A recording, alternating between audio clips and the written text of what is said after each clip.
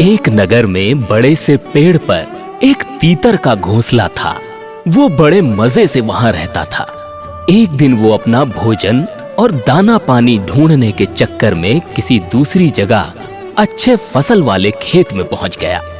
वहां उसके खाने पीने की मौज हो गई। उस खुशी में वो उस दिन घर लौटना भी भूल गया और उसके बाद तो वो मजे से वहीं रहने लगा। उसकी जिंदगी बहुत अच्छी कटने लगी। यहाँ उसका घोंसला खाली था तो एक शाम को एक खरगोश उस पेड़ के पास आया। पेड़ ज्यादा ऊंचा नहीं था। खरगोश ने उस घोंसले में झांक कर देखा तो पता चला कि घोंसला खाली पड़ा है। खरगोश को वो बेहद पसंद आया और वो आराम से वहीं रहने लगा, क्योंकि वो घोंसला काफी बड़ा और आरामदायक था। कुछ दिनों बाद वो तीतर भी नए गांव में खा खा कर मोटा हो चुका था। अब उसे अपने घोंसले की याद सताने लगी, तो उसने फैसला किया कि वो वापस लौट आएगा। आकर उसने देखा कि घोंसले में तो खरगोश आराम से बैठा हुआ है। उसने गुस्से से कहा, चोर कहीं के, मैं नहीं था तो मेरे घर में घुस गए, निकलो मेरे घर से। खरगोश शांति से जवाब देने लगा, अरे अरे अरे अरे, ये तुम्हारा घर कैसे हुआ?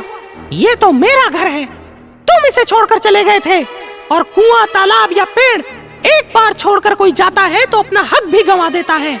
अब ये मेरा घर है, मैंने इसे संवारा और आबाद किया है। ऐसा है, हमें बहस करने से कुछ हासिल नहीं होने वाला। चलो किसी ज्ञानी पंडित के पास चलते हैं, वो जिसके हक में फैसला सुनाएगा उसे घर मिल जाएगा। उस पेड़ के पास से एक नदी बहती थी। वहां एक बड़ी सी बिल्ली बैठी थी। वो कुछ धर्म पाठ करती नजर आ रही थी। वैसे तो बिल्ली इन दोनों की जन्मजात शत्रु है, लेकिन वहां और कोई था भी तो नहीं।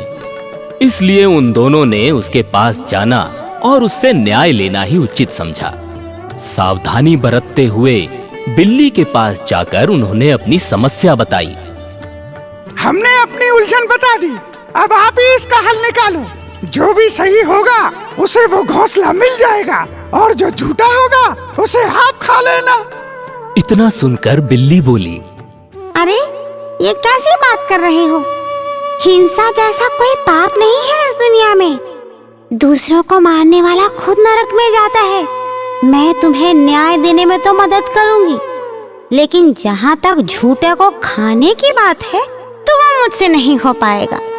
यहाँ आसपास दूसरे जानवर भी उस घोंसले की फिराक में लगे हुए हैं। कोई और सुन न ले, इसलिए मैं एक बात तुम लोगों को कानों में कहना चाहती हूँ। जरा मेरे करीब आओ। खरगोश और तीतर खुश हो गए कि अब फैसला होकर रहेगा, और उसके बिल्कुल करीब गए।